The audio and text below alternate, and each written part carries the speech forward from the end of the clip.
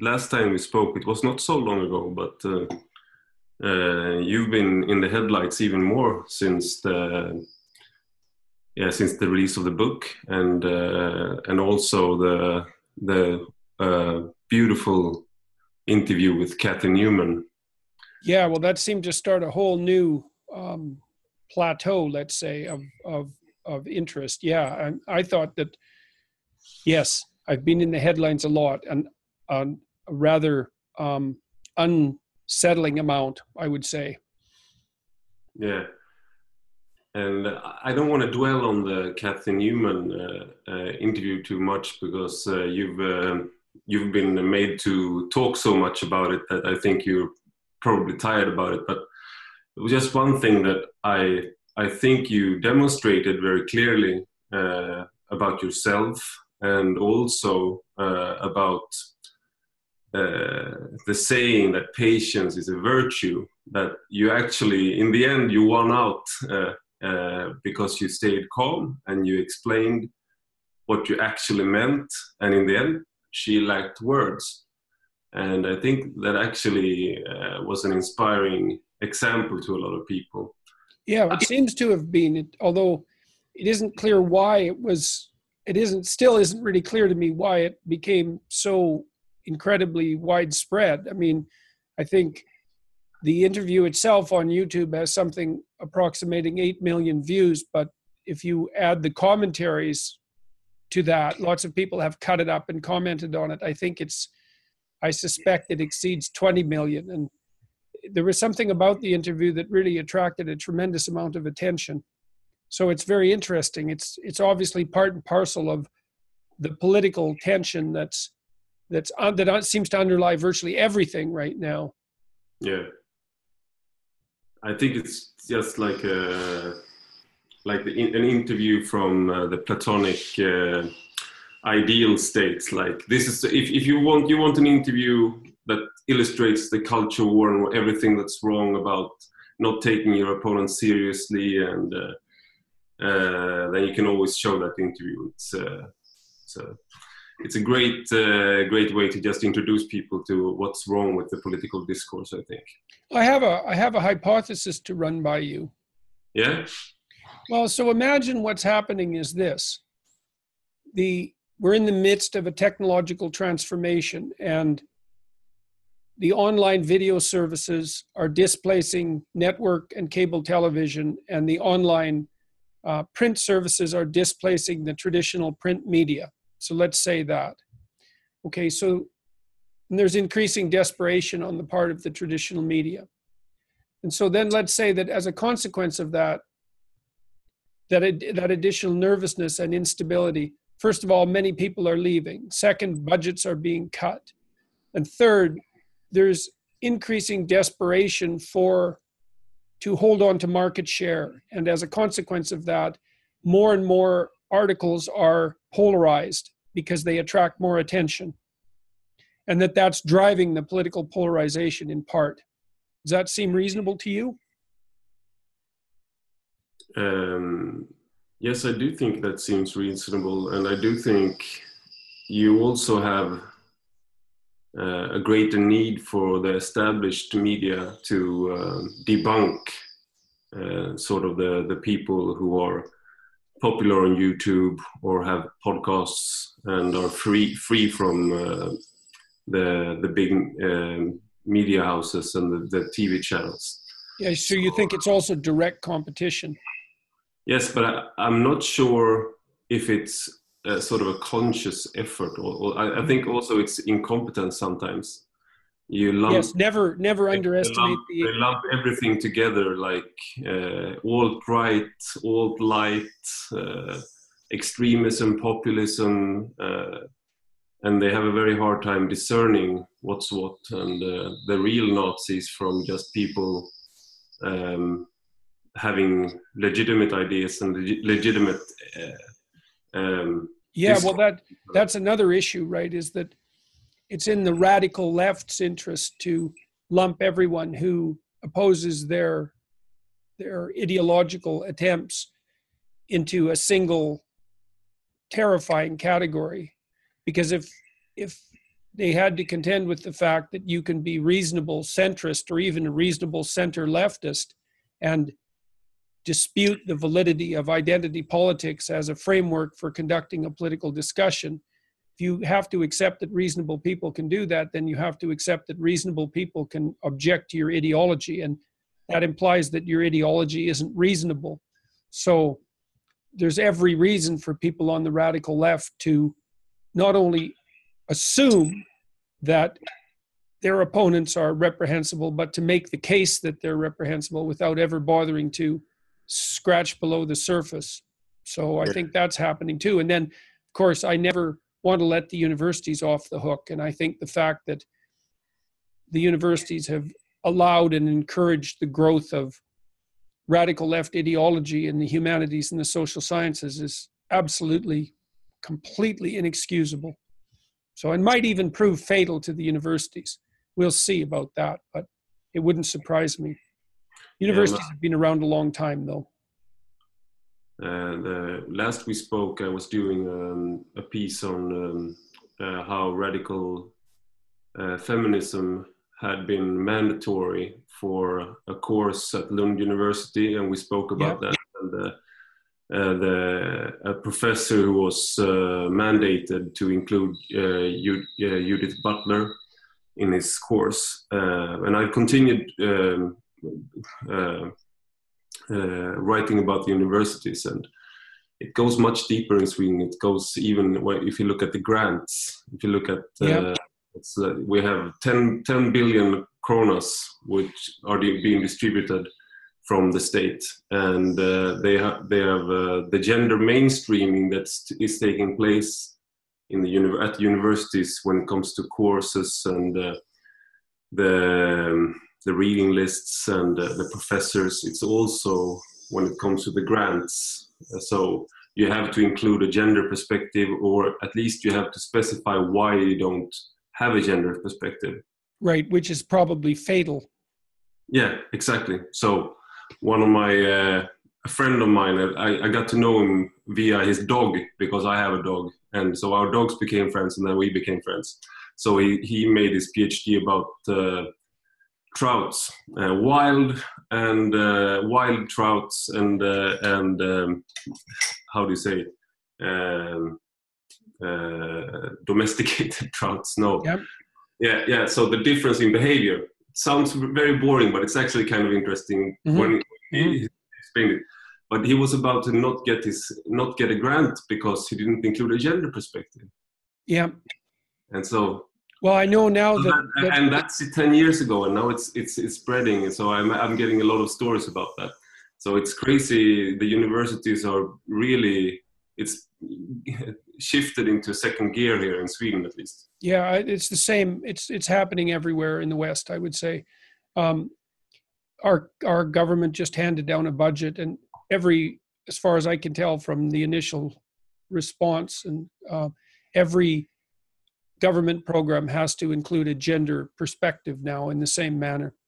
And so our government is deciding to solve a problem that doesn't exist. Well, what's happened is that we've accepted equity. We've accepted equality of outcome as the measure by which we're going to judge the fairness of an organization's operations. At the same time, when the social science research is stacking up on the other side of the distribution to state ever more clearly and with ever less doubt that as you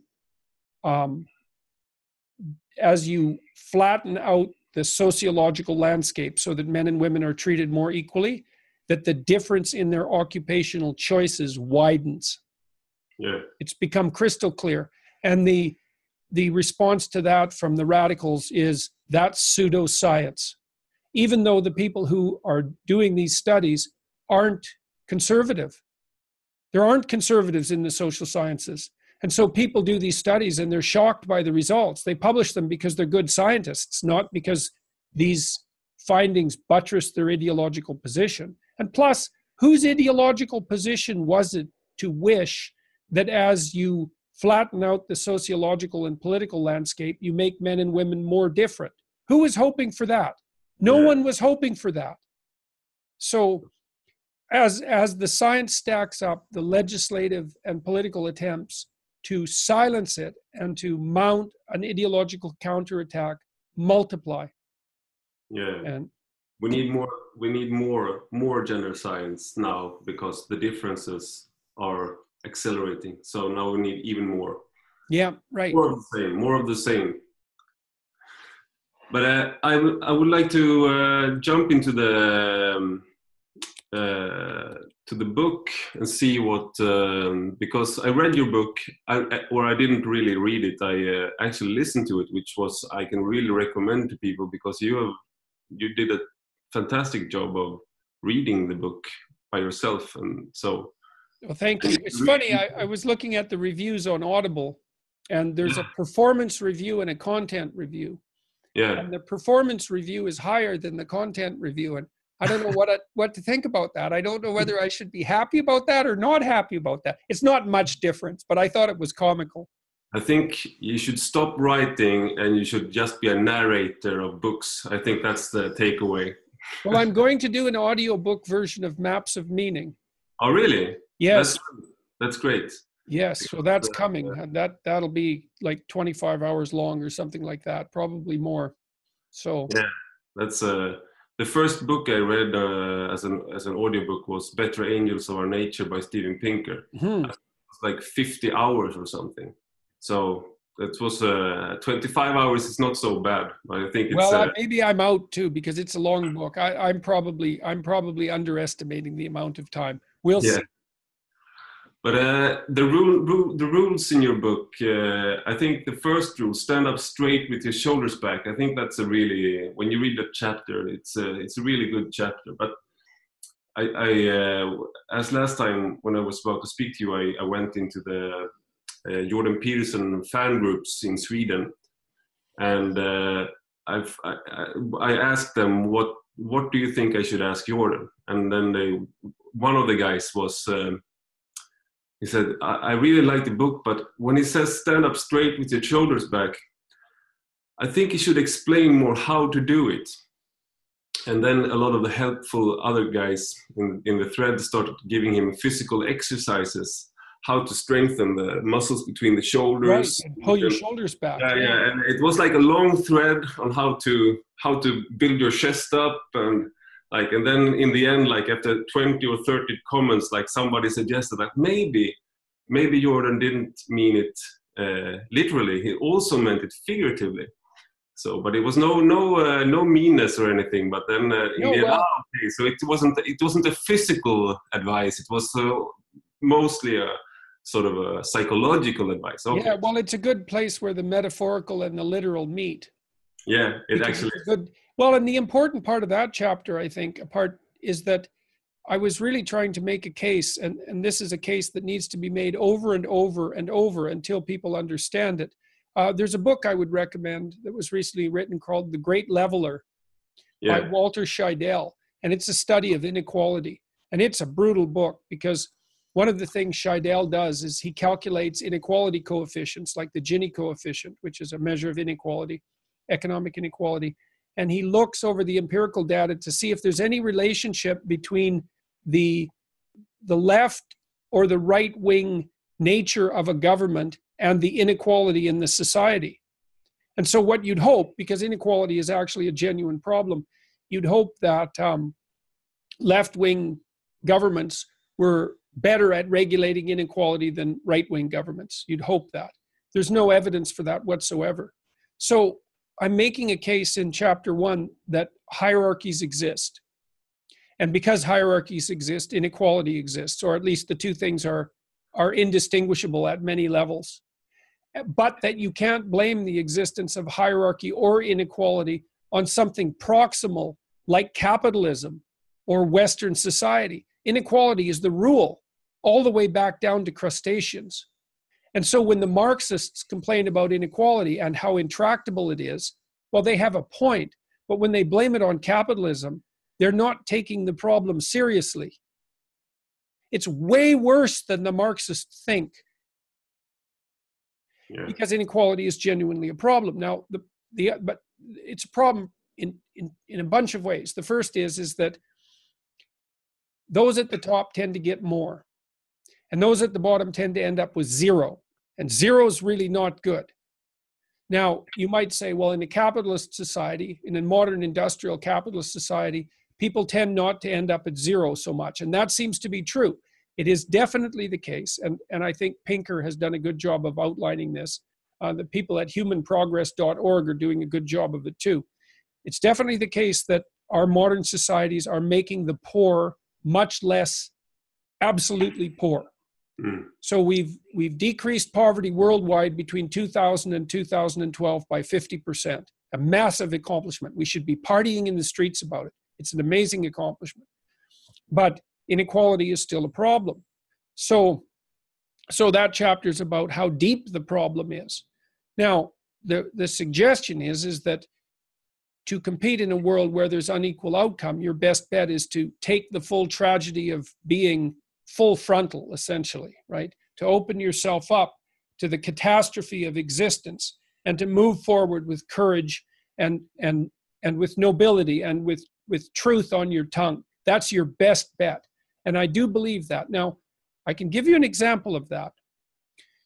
We did research on a program called the Future Authoring Program, and it's a part of a suite that's offered at selfauthoring.com. And we did the research. The idea was to produce psychological interventions that were very cost effective, that could be distributed to many people. But we wanted to test them because you never know if your idiot intervention is going to do something good or something bad.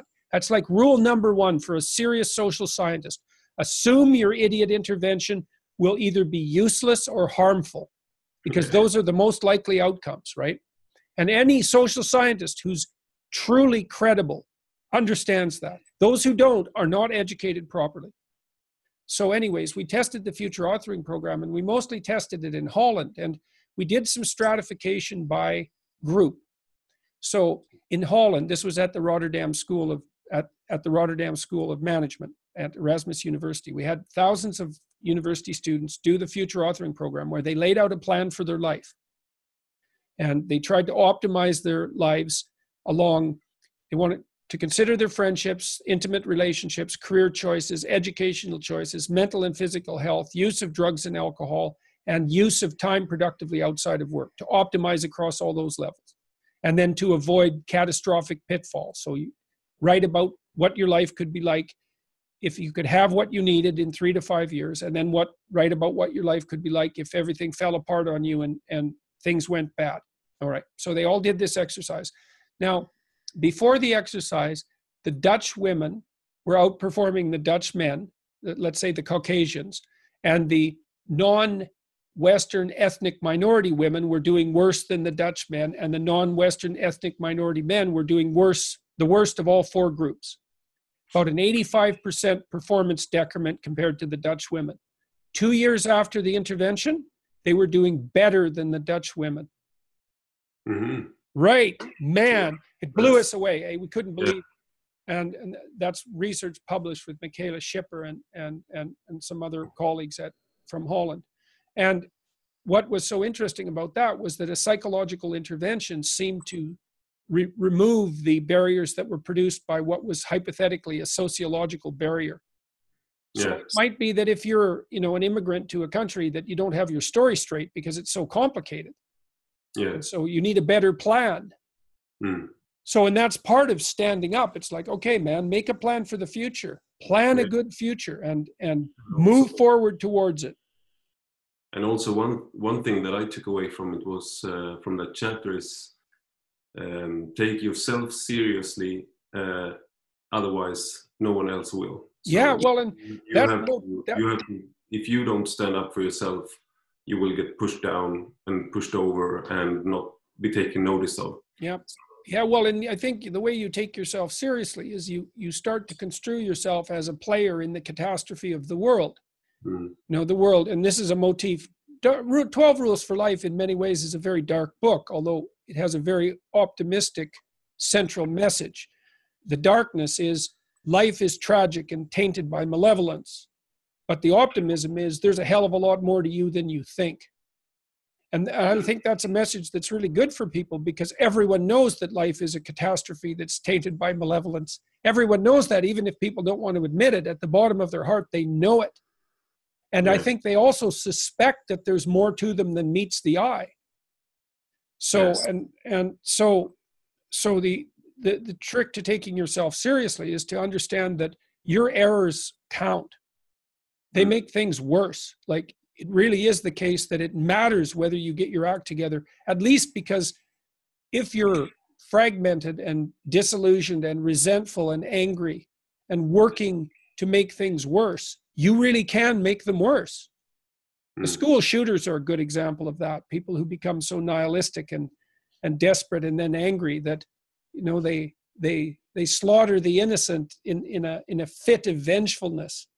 Like, that's sort of the bottom end of the descent for human beings. It's really terrible. You get the sense, I'm going to divide this question, because you deal a lot with Christianity and Christian thought, and with both with mostly with the Old Testament, but also with the New Testament, and with the Christian motifs, and but you get the sense from your book that and from your teachings, and when you talk about this, that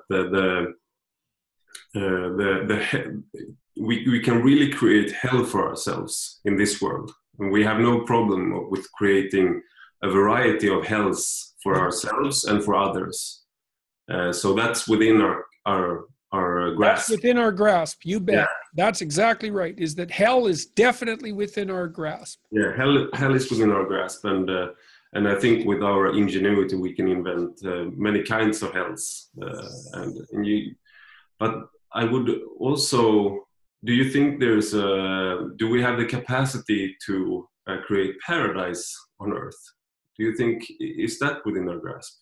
I think that that's what we struggle upwards toward. You know, I was thinking recently about this image came to mind of St. Joseph's Oratorio in Montreal, which is a huge religious building. It's one of the biggest cathedral. I don't think it's a cathedral, because I think it's an oratorio, although I don't know technically the difference. But it's one of the biggest religious edifices in the world, and it was built in the latter half of the 20th century, which is quite interesting because most buildings of religious significance weren't built that late. But anyways, it's up on Mount Royal, so it's up on the hill. And so it's the city on the hill, right? It's the universal city on the hill. It's an image of perfection. It's lattice-like stonework, lit like the interior of a forest, devoted towards the glory of being and God. So it's an image of paradise, we could say. And then it's at the top of a hill, and you climb up to it as a consequence of a very large staircase set into the hill. And pilgrims went there quite regularly in the 20th century, who were often physically disabled, and so they would struggle up the hill on their crutches or with their damaged limbs and with their illnesses. And so they would struggle up the hill towards the heavenly city, essentially. And that's what we're to do. That's correct. It's a drama that people were acting out. Now, St. Joseph's also happens to be full of crutches that people left there, which is quite interesting to see. But that doesn't matter in some sense so much as the symbolic meaning is all these damaged people who were carrying a terrible load. Like, they weren't just subject to the normative tragedy of being, they were also physically disabled, would go there and struggle up these hundreds of stairs as they were trying to ascend instead of descending. And it's like, well, we can certainly believe in hell if we have any sense. Like, if you don't believe that human beings can create hell, then you're a child. You're a naive child. You know nothing. You know nothing about history or yourself. And you say, well, can we bring paradise into being? Well, no, but maybe we can at least walk up the hill away from hell. And who knows what we could do if we took it seriously.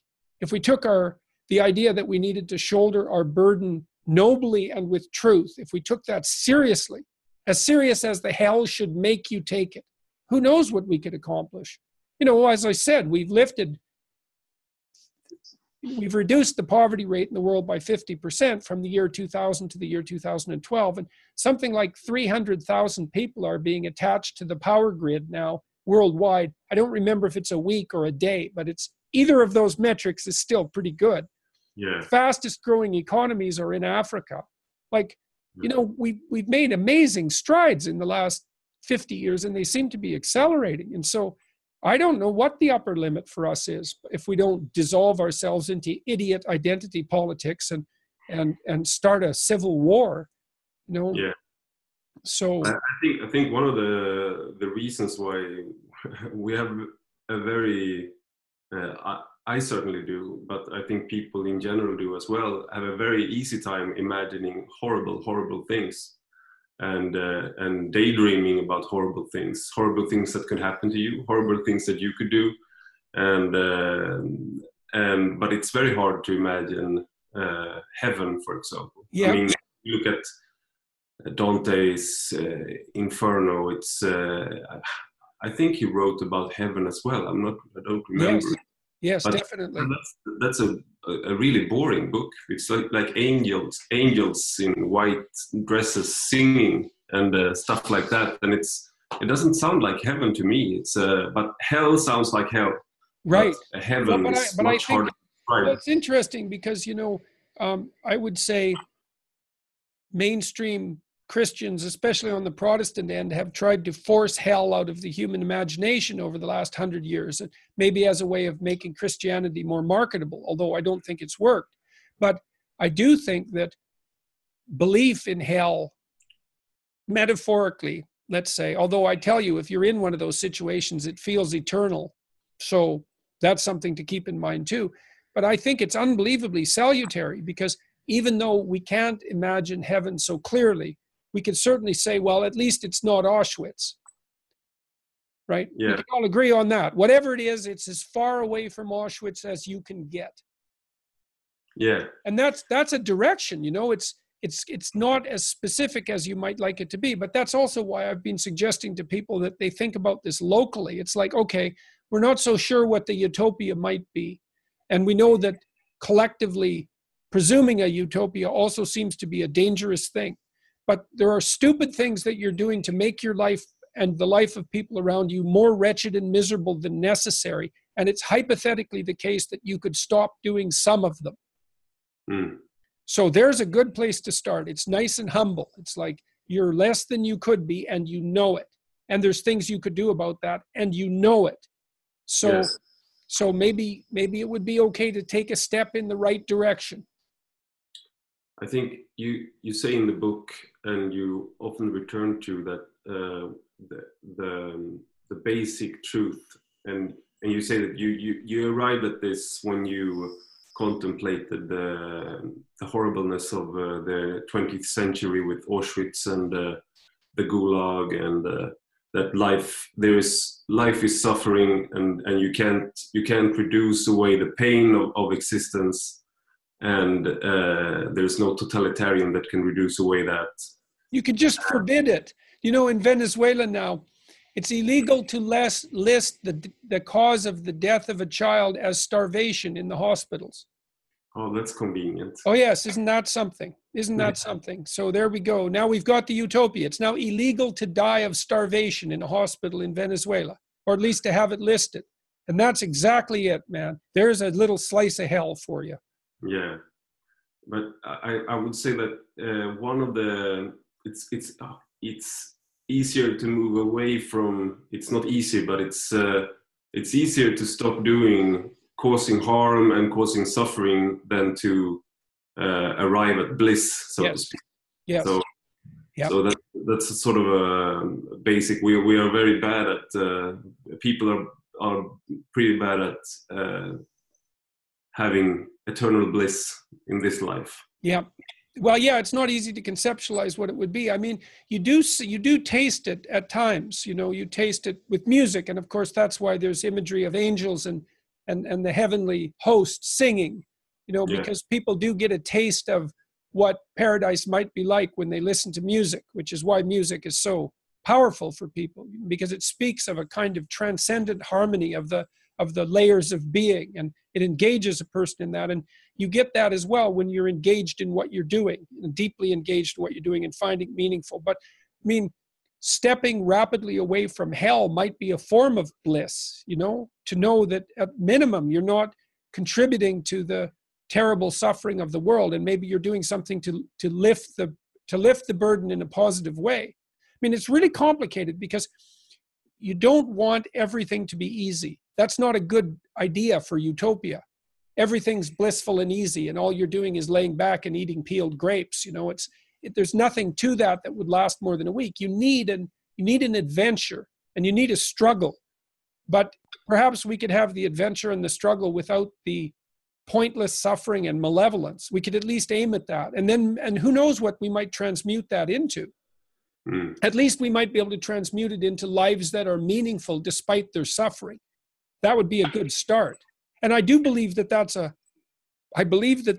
attainable reality. I believe that we are strong enough as in our essence to rise above the tragedy of existence and to live nobly and with purpose and honorably. I believe we can do that. And so that's why I think 12 Rules for Life is a fundamentally optimistic book, because I also think that that's a believable message. No one's going to say, believe that, we're going to eradicate suffering and malevolence. It's like, no, I don't think so. But we can constrain it within the confines of our own being. And that's good enough. That's a good start. About in chapter in rule number 8, you say, tell the truth. That's rule number 8. You should tell the truth, at least don't lie. And you write that it is our responsibility to see what is before our eyes courageously and to learn from it, even if it seems horrible, even if the horror of seeing it damages our consciousness and half blinds us. And I just thought about that for a while, and I reflected about when ISIS invaded Iraq in 2014, I think it was, or 2014 it was. And I was one of the few who wrote about, was following that right then, because nobody thought they would take over such a large part of Iraq.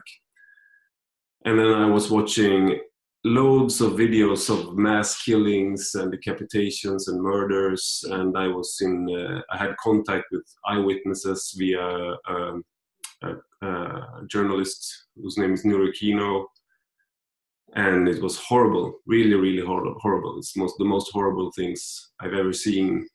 And because I had contact with Nuri Kino, who's had family members down there, Assyrians, Christians, who were being murdered and driven from their homes. And this was even before Sinjar, where they took this sex slaves and they murdered the whole people of Yazidis. Yeah.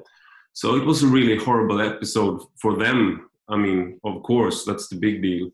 But I felt I had a responsibility to see this for myself, not just listen to journalists who had seen it, because I was writing about it a lot myself. And I could feel it changing me, because this is the absolute, as close to absolute darkness as I've ever come, because it was not historical. These were people, some younger than me, some older, but it was happening as I was watching it. And then I thought about the quote by Nietzsche,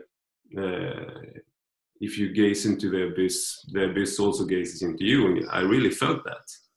Yeah, well, the fun is, I was thinking about this when I read your and I thought that I would ask you that how can you be certain that you can defeat the darkness that when you face that? I mean, it's...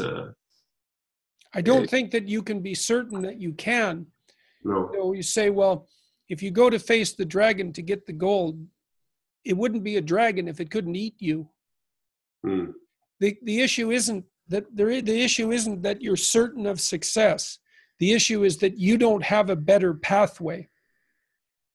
And so if you're going to confront the dragon of chaos, say, and dare to attain the gold, then you have to put yourself on the line for it.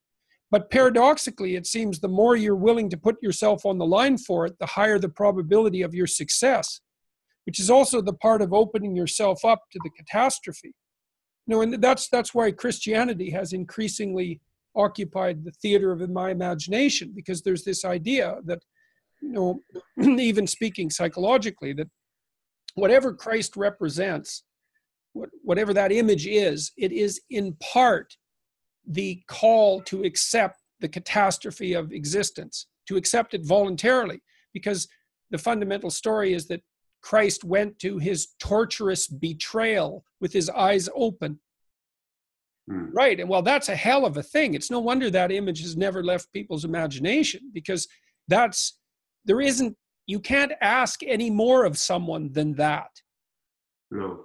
And you might say, well, is it okay that everything will be asked of us? And the answer is, it doesn't matter, because everything is going to be asked of you. Like, you're going to die. You're going to have to accept that in one form or another. The question is how? Well, and the answer is, well, you have to open your arms. You have to accept it. And there's an idea in the New Testament that if you can love fate deeply enough, you can transcend the limitations of your mortality. It's something like that. And, that strikes me as a plausible possibility. Now, you said when you were watching all those things that changed you. Yeah. What do you mean? What did it change? You realize, at least I did, that what you're facing is something real. And if evil has meaning, if there is evil, that is evil. But Mm-hmm. And what if that was sort of, and then you have a terrorist attack in Sweden, and you start to think like, what would I do if I were in that situation? And you speak to people who have relatives there, and you realize that you're very lucky that you're living in Sweden and not there, because I think it would not be very hard to take up arms against these people. Well, that's the thing, is that so you realize things about yourself if you gaze into that abyss. Well, the terrible thing too is, and this is a motif again that also runs through 12 Rules for Life, is that, well, let's say I'll give you a personal example. So when I heard about what happened in Cologne on New Year's Eve, and I had a situation where my son was mugged a number of years ago, and he was mugged by a gang of kids that were brought into our neighborhood as a favor to them so that they could play basketball in a local boys and girls club. And there was about 6 or 7 of them, 18 years old, and they mugged my 13-year-old son and took his I think they took his cell phone.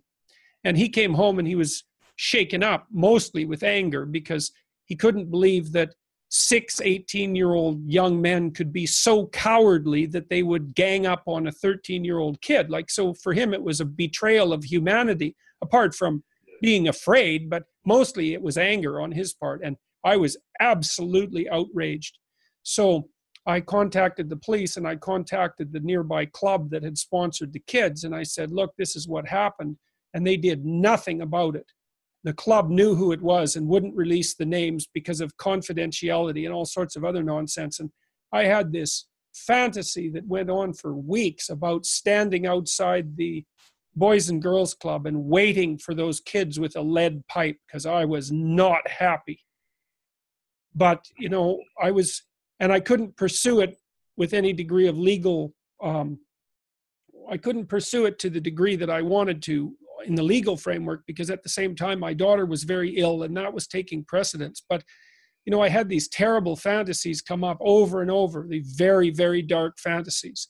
And, I talked it over with my son, because I told him what was happening in my imagination, because I wanted to let him know that this really bothered me, that he was attacked, and that I wasn't going to put up with it. But I also understood that that's not, I think I would have been a very weak man to not have had those feelings. And then you think, well, lots of times it's the better man that takes up arms, but it isn't necessarily the best man who takes up arms, because maybe there's a place past that. You might say, well, it's naivety and cowardice that stops you from defending yourself. And then you transcend naivety and cowardice, and then you become dangerous. But maybe you can transcend dangerous. Maybe there's a place past that. And well, let's hope there is. You say that I'm not sure if it's in the book, but you said it before, that you had to develop some teeth,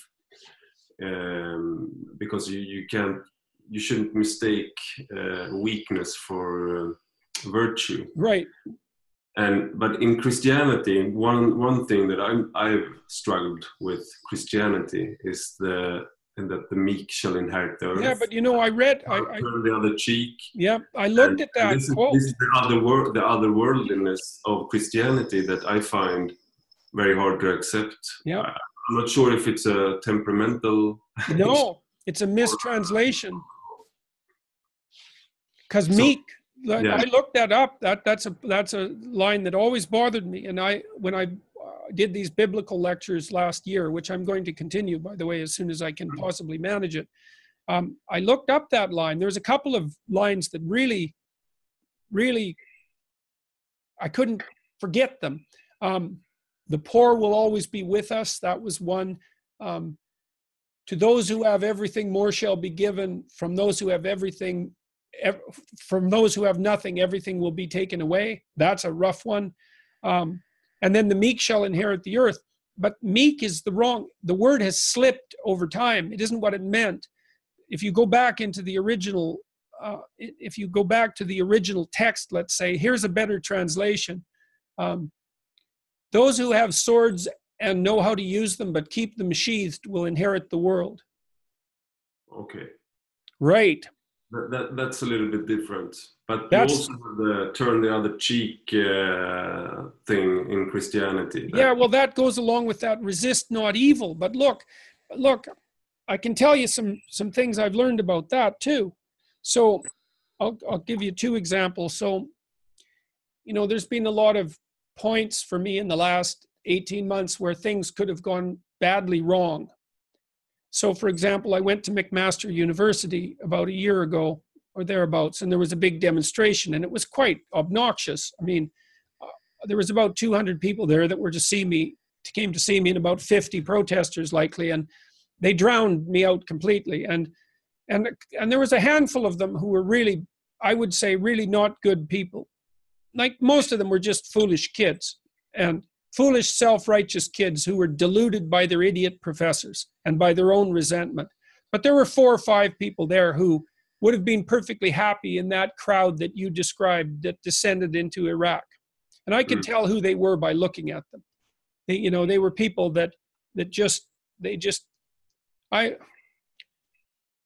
perhaps I'm wrong, but I believe that I could see what they were. And there were 2 of them behind me, a woman and a man. The woman wasn't quite so bad, but the man was pretty bad. And they were blaring an air horn at me, and close enough to damage my hearing, which I was not the least bit impressed about. And I told them, I said, look, you can blow your damn air horn, but if you get it too close to me, well, I went and had a word with the police at that point. But, so it was quite provoking and pushy. But I knew that most of it was foolishness. And I mostly watched, and I tried to give my talk, and it was completely drowned out. And then we had to leave, and I gave the rest of my talk outside. But, all of that was filmed, and then it was put up on YouTube. And all of the consequence of that, holding my temper, all of the consequence of that was positive. And that's one thing I've really learned. And it is associated with this idea of resist not evil, and also of turning the other cheek. It's not like you can't respond. It's that you don't. And then with that Kathy Newman interview, it's the same thing. It's a really good example of that, is that, and maybe I managed it because I have had quite a bit of experience now dealing with hostile people and hostile press, let's say. But I was able, fortunately, to stay detached and with even with a bit of a sense of humor during the interview, and not take it personally and not get offended by it, even though what was happening was deeply wrong. There was an element of being able to be detached about it. And that worked. I didn't really fight with her. I didn't allow her to set the linguistic agenda, let's say. but I didn't defend myself any more than was absolutely necessary. It's minimal necessary force, something like that. And that was overwhelmingly well received. Yeah, I think it was really, I think the detachment sometimes is when you're in a public situation, it's sort of it's different when if you meet someone in the street, if you're one-on-one and they say stuff to you, or if you're at a dinner in a personal setting or something. But when you're in a public setting, it's basically you're on a scene, so you can be detached, because it's not really the whole you that is there. It's an avatar of yourself, or so to speak, or a role you inhabit. So you can have patience. Not you, but I mean, as a person, you don't have to take it so personal. I think that people make that mistake and they take it very personal. Yeah, well, that's the thing too, is like, it's not easy to know when you should take something personally and when you shouldn't. Like, I can give you a good example of that too from politics. Like, years ago, who was running for, I think it was Mondale. I think so. I might have this wrong, but he was governor of Massachusetts. Now, who was that? Who ran for governor of Massachusetts? Oh, anyways, it wasn't Mondale, I don't believe, but it doesn't matter. He was governor of Massachusetts, and he had released a prisoner, or his prison system had released a prisoner who immediately raped someone, and he was being raked over the coals on a TV show about the fact that this has happened. I think the rapist's name was Willie Horton, if I remember correctly. Dukakis. It was Dukakis, when Dukakis was running for president, and a journalist asked him, well, how would you feel if Willie Horton had raped your wife or your daughter? And Dukakis gave a very, I would say, placid answer. And it was one of the things that ensured he was not going to be elected president.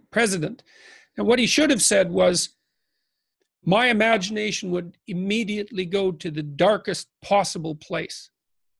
Yeah. But because I'm a civilized person and understand that pathway leads to nothing but mayhem, I'd be willing to let the legal system take that moral obligation from my shoulders, because otherwise everything gets worse. That's the right response. The first response is, mess with my family at your peril. Mm. And the second response is, yeah, but I don't get to start a feud. I don't get to destabilize the entire society in my pursuit of what you might regard as justifiable revenge, right? Mm. And so that's part of that idea of having a sword but keeping it sheathed, right? And it is the opposite of and I talk about that in Rule 11, don't bother children when they're skateboarding, which is in part, I suppose, a bit of a diatribe against the idea that the way that you make men good is by making them weak. Yeah, it's a really uninformed and naive, uninformed and malicious idea, all of those things at the same time. You make men good by making them unbelievably strong and dangerous, and then asking them politely to hold themselves in abeyance at all times. And also, I think dangerous is just an effect of being strong. I mean, it's not something, if you are strong, then you have the capacity to be dangerous. Right.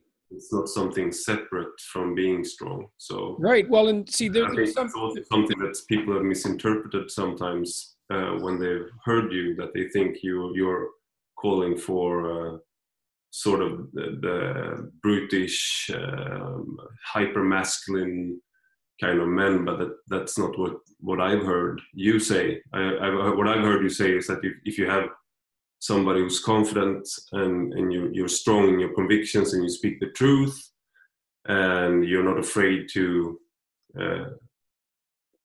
protest when something is wrong, and stand up for yourself and stand up for people who are weaker than that need your protection, then you're strong, and then you can be dangerous. But yes, and being strong enough to they've heard that your testosterone, your sort of testosterone, you're starting a testosterone cult or something. I'm not sure. Right. Well, of course, that's exactly for people who are afraid of or hate competence, like to confuse it with tyranny. Yeah. And Joe Rogan's kind of an interesting example in that regard, and so is there's a guy named Jocko Willink who's got an increasingly popular podcast. And Willink he's a very tough guy. He's very physically intimidating, and I would say psychologically intimidating. It's like a comic book character. Yeah. And how he looks and what he has done in real life. Well, right, exactly. And he's smart too. Yeah, well, there's also that. That's exactly right. He's articulate and all of those things. And, and he told me quite clearly that he could have easily been like a hyper delinquent when he was a kid, but decided that because he's an aggressive guy, and he decided he was going to be a good person instead. And you can't be a good person without the capacity for malevolence, interestingly enough. And, maybe that's one of the reasons, if you think about it metaphysically, let's say, one question is always be, well, why is there evil in the world? And this is only a partial answer, but it's possible that you cannot fully develop your capacity for good without also developing your capacity for evil. Because you have to be able to do things even if you won't do them. Even if it's a matter of learning how to withstand temptation, and until you're in a position where that temptation is real, you're not withstanding anything. So, if you're not sleeping with 100 women a year because they're not lining up to sleep with you, that doesn't make you moral. It just makes you undesirable. Yeah, probably. I also think this is what perhaps one of the reasons that bad guys are so people want to be the bad guy, and they find bad guys interesting in movies and yes. And in TV series, and also this is part of actually a part of Christianity, which I think is very interesting, is that the prodigal, the sheep that's returning to the herd, and the prodigal son, and you find that in like the most awful criminal who's starting to have doubts. That's a great, one of the best characters in movies. Yes. The awful villain who's having second thoughts, and then in the end turns out to have a heart of gold. Yes. But if you are the lamb, that's a much more that's a boring movie. Like the lamb who's never done anything wrong. You can't. Yeah, you can't, because you can't. Yeah. Well, there's an interesting scene in Revelation. So in Revelation, which is a very strange book, it's like a hallucinogenic trip. In fact, I think it probably is a hallucinogenic trip. That's my suspicions. So Christ comes back with a sword in his mouth, and he judges humanity. And so he's very merciful in the Gospels, but in Revelation, he's the ultimate judge. And the reason for that is that any ideal is a judge, right? If you hold something up as an ideal, then you're reflected poorly in the mirror of that ideal. So it's instantly a judge. And there are far more damned than saved in the Revelation story. But Christ tells people when he judges them, I'm paraphrasing, but the meaning is appropriate. If you're hot, that's okay. That's commendable. If you're cold, that's okay. But if you're lukewarm, then I'll vomit you out of my mouth. That's the line. And that's so interesting, because it's an echo of what you just described. It's like there's no virtue in non-commitment, right? There's no virtue in weak harmlessness. In fact, and you see that too. When Hannah Arendt wrote her book on Eichmann in Jerusalem, it's Eichmann in Jerusalem, I believe, The Banality of Evil. She talked about Eichmann, and Eichmann was one of these characters who was a lamb, right? he wasn't your spectacular cartoon book villain.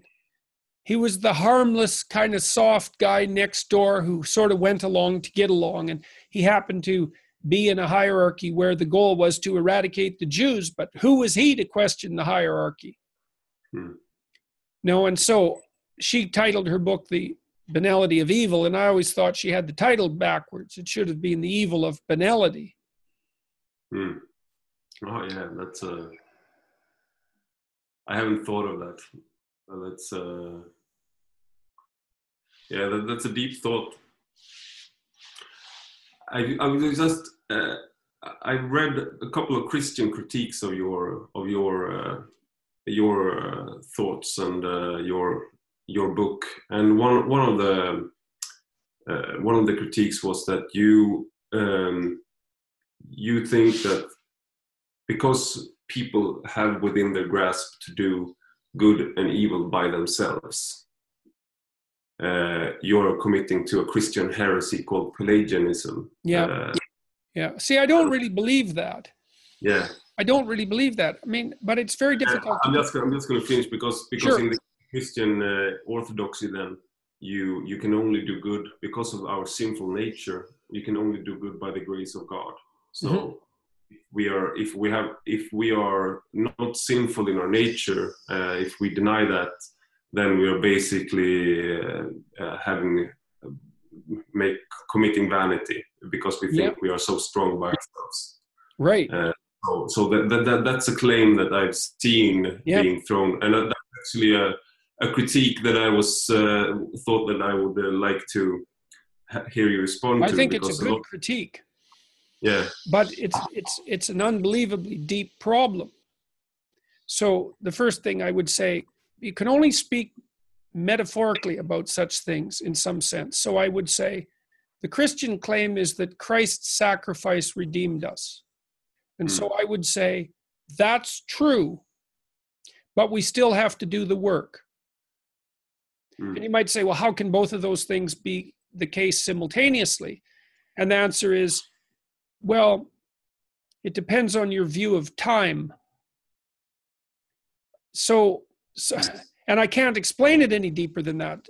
So I'm not going to, because it would take forever. But I would also say, I do believe that you should step forward to do good humbly. I do believe that if you're going to step forward to do good, that you should do it while guided by the divine images.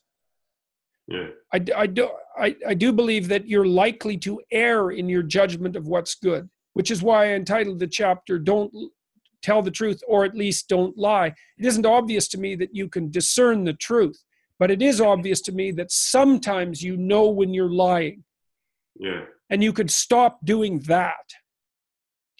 And so I think that those critiques are now, but then I would also invert the criticism, and I would say that part of the danger of modern Western Christianity in particular, I don't think this is quite the same with the Orthodox Christian types, is that by assuming that everything good is done by the grace of God, you reduce the burden of the imitation of Christ.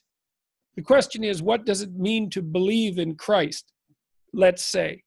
And one answer to that would be to say, I regard the statement that Christ's crucifixion redeemed me, I regard that statement as true.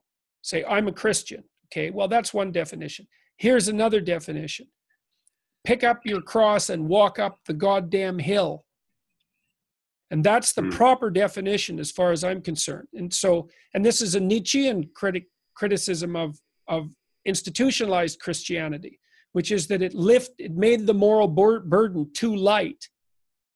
Because the burden is supposed to be confront evil, constrain it in your own heart, accept the tragedy of being, pick up the load of mortality, and walk uphill. It's like, God, that's rough, man. So, and then Jung wrote about that, because he was interested in the Nietzschean critique. And he said, look, you got to understand that you can be cynical about the Catholics and their idea that you've been redeemed by an external source. Say, it's not precisely that clear. We'll parody a bit for the sake of argument.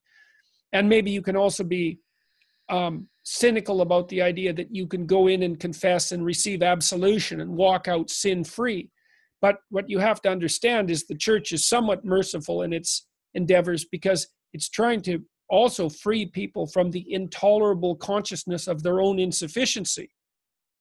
You know, because I could say to you, well, you need to bear the weight of all your transgressions. It's like, Jesus, really, with no mercy? That's how we're going to play this? Who could tolerate that? And the Catholics at least say, well, look, you're fallible. You're going to make all sorts of mistakes. It's going to happen over and over. At least you can go in and have the burden lifted from you time to time. You're supposed to play it straight. You're supposed to go in and actually confess and repent and try to do better in the future. But at least you don't have to drag your catastrophic past self along with you every step of the way.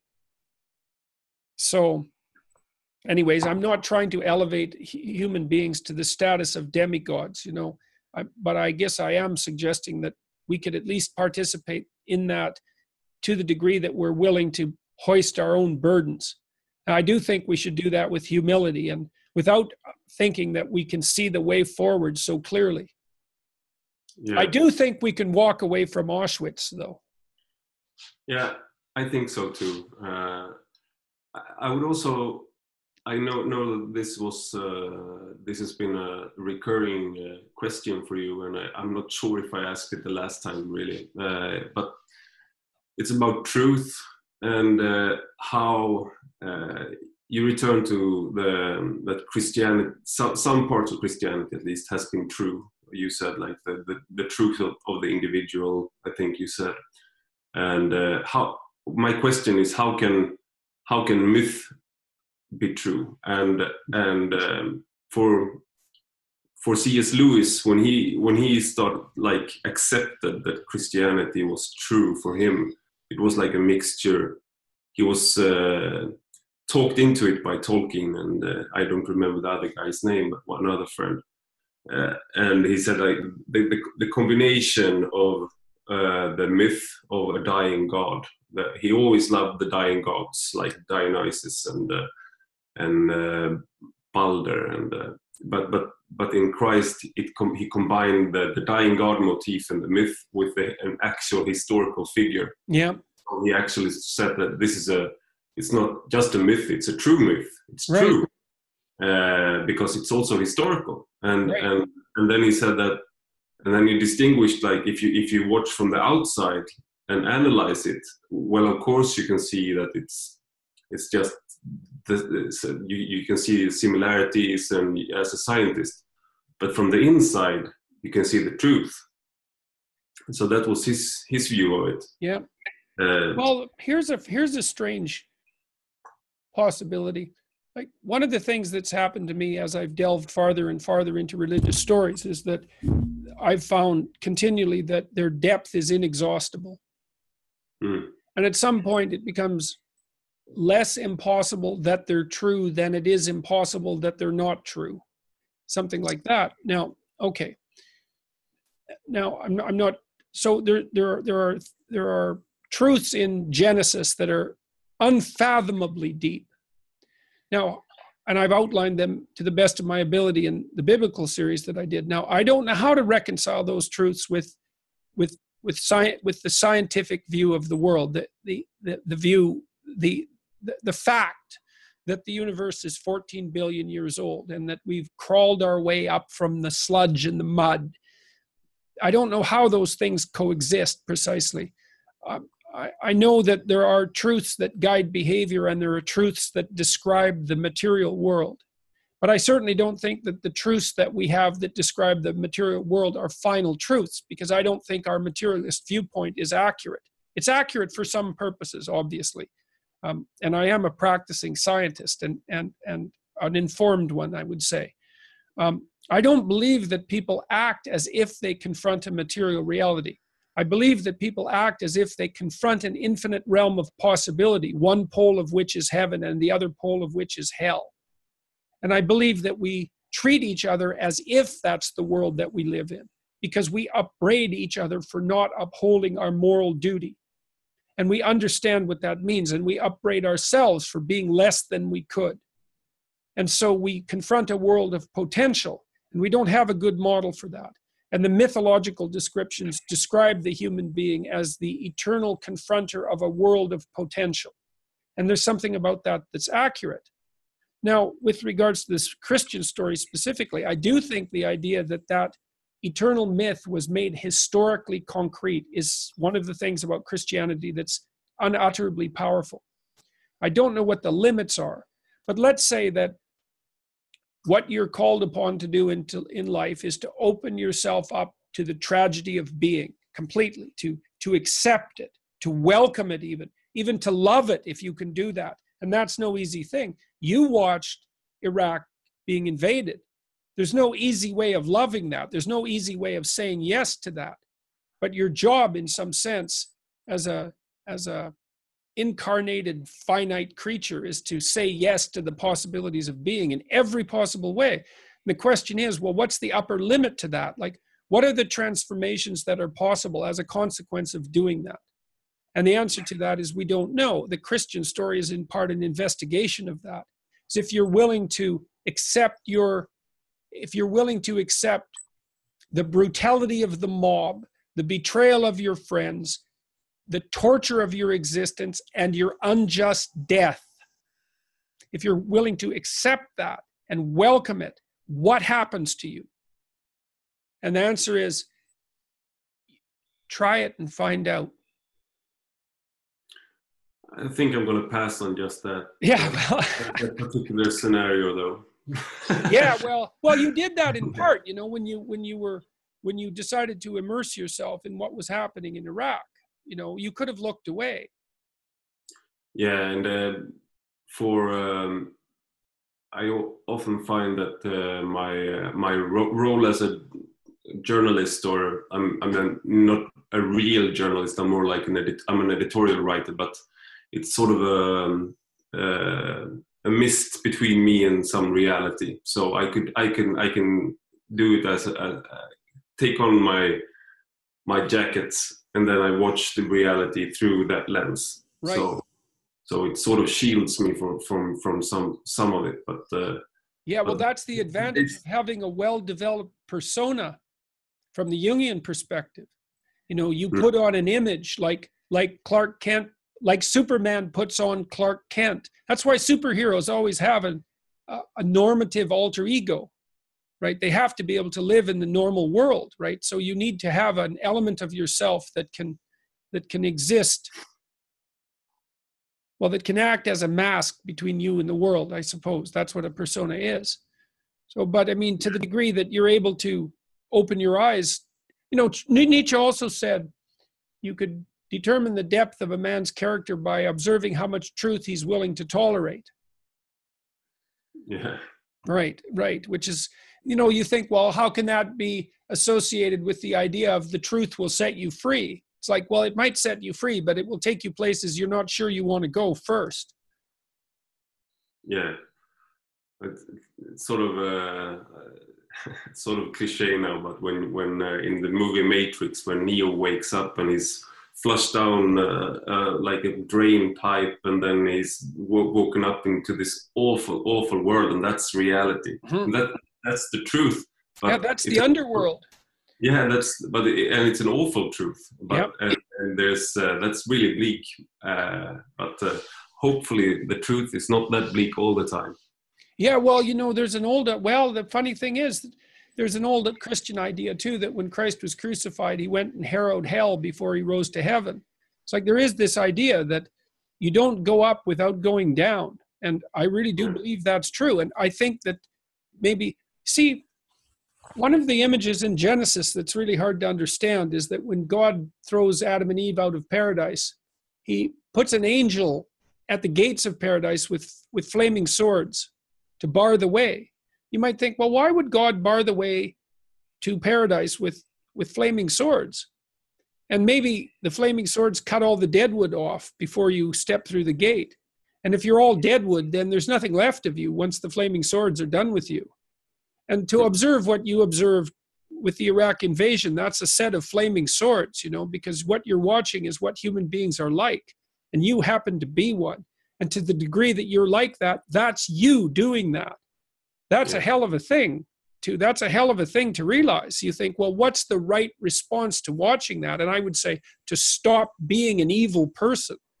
And that's no simple thing. One of the things with these people that goes there and joins the Islamic State is that they are not all evil. They're just, a lot of them are evil, of course, and they are psychopaths, and I mean, if you are a psychopath and you really want to do violence, then that's a great place to be, and you can probably do great there. But there are also people joining that they want to do good. They just really have a really twisted sense of what's good, and that's one of the most depressing things about Islamic State is that some of the people that goes there, they do horrible things and then they regret themselves. But I mean, how could you let them back into society after what they've done? Yeah, well, and how can they let themselves back? Yeah, so it's the power of ideas is that you can convert people that under other circumstances would have done good, and they become the tools of evil instead. Well, this is partly why I tried in some sense, or I allowed in some sense 12 rules and my lectures as well to be so harsh, because imagine that there are many young men who are looking for an adventure. They need an adventure, right? They need an adventure. And maybe their normative life is sufficiently soft and undemanding so that they could recede into a kind of domestic unconsciousness as an alternative. But there's nothing in that except a prolonged non-existence, self-contempt and bitterness, right? It's not good. You need to be called to an adventure. And so I would say, well, look, and this is what ideologies offer young people, is the call to an adventure, but it's a false adventure. I would say instead, look, you want an adventure, is open up your eyes. Open up your eyes to what the world's really like, and then take your place in it as a productive, awake, attentive, and truthful being, and see how far you can walk uphill. That's an adventure. It's the alternative to the call to war, right? Because the call to war is an adventure. William James said 130, 140 years ago, we need a moral equivalent to war. Mm. And it touches on exactly what you're saying, is these kids who are lost, let's say, and maybe somewhat bitter and resentful as a consequence, they see in ISIS a call to adventure. Well, you know, I understand that. I saw this kid once in Montreal in an outside shopping mall. He was about 6'5", and he was dressed up like a punk rocker, you know, and he was standing on the corner with two pink shopping bags in his hand.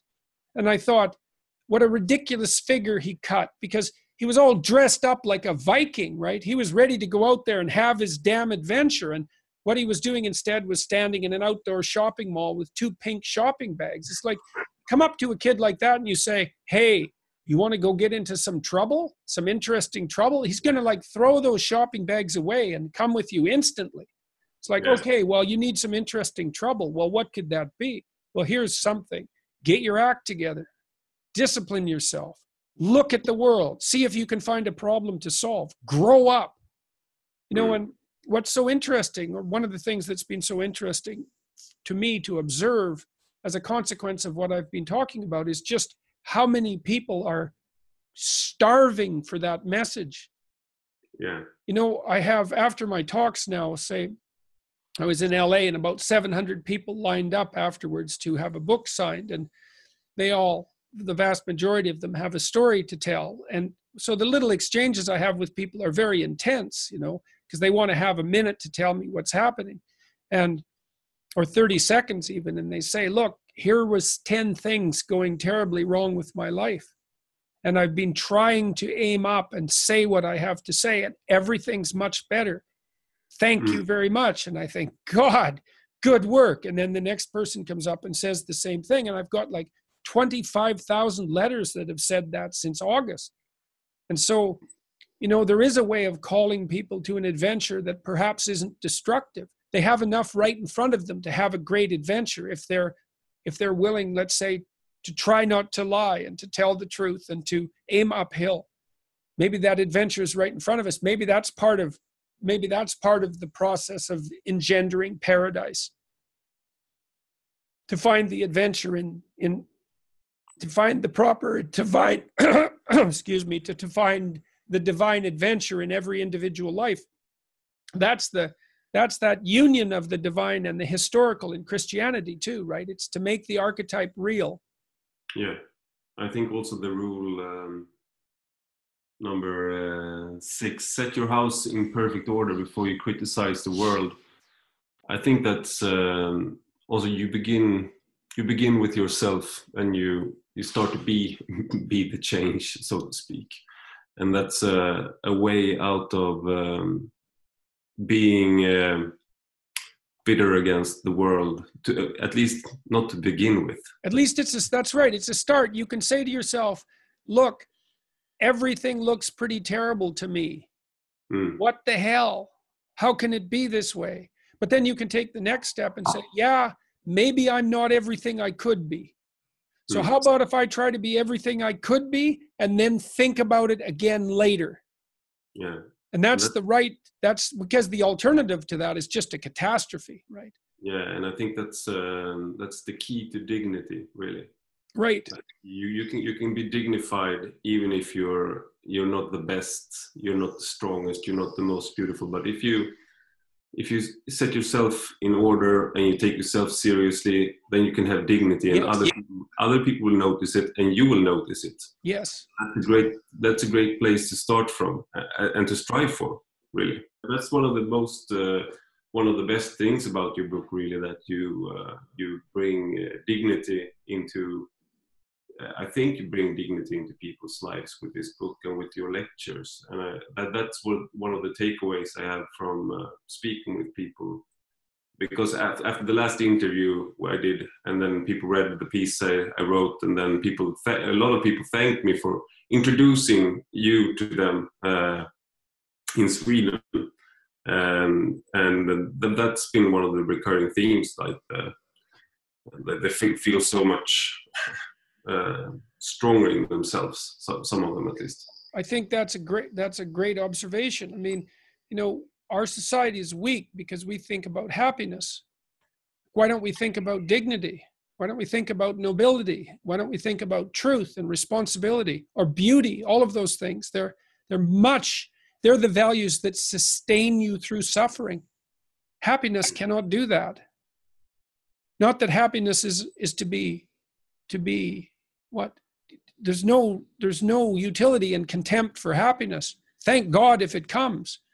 But dignity, I mean, we can't even, when is the last time you heard someone talk about that? It's not even part of the public discourse. And it's so crucial. I think also happiness is more of a byproduct than an end product. It's sort of it's not something if you strive for it too much, you won't get it. Do you mean with dignity or happiness? Happiness. Yes, more definitely. Definitely. Well, you might say, if you strive for dignity and truth, sometimes you'll be rewarded with happiness. Yeah. Right. That's a grace of God, the happiness. That's not something you can conjure up on your own. Good luck trying. Yeah. So I think I've taken up almost soon 2 hours of your time. I will write a piece about your book, and I will have mix the interview with the review of the book. And also, I was writing this piece about it. It was 18,000 characters, and I was just so stressed out. And I was telling my wife, like, it's like fighting a hydra. It's like new heads coming up all the time, and she was just laughing at me, like, "Oh, you read too much Jordan Peterson now. He says he's invaded your language even." Yes, that's a terrible thing with regards to archetypal stories, is that once you hear them, there's no getting rid of them. But my wife has also read your book, so we have talked a lot about you. Well, say hello to her for me, and maybe we can bump into each other when I come to Sweden. Yeah, you should really come. I'm coming in the fall. I would love to meet. But I'll stay in touch with regards to when I'm done with the text and everything. And great. So, nice talking with you. Nice talking to you. Okay. Bye. Bye.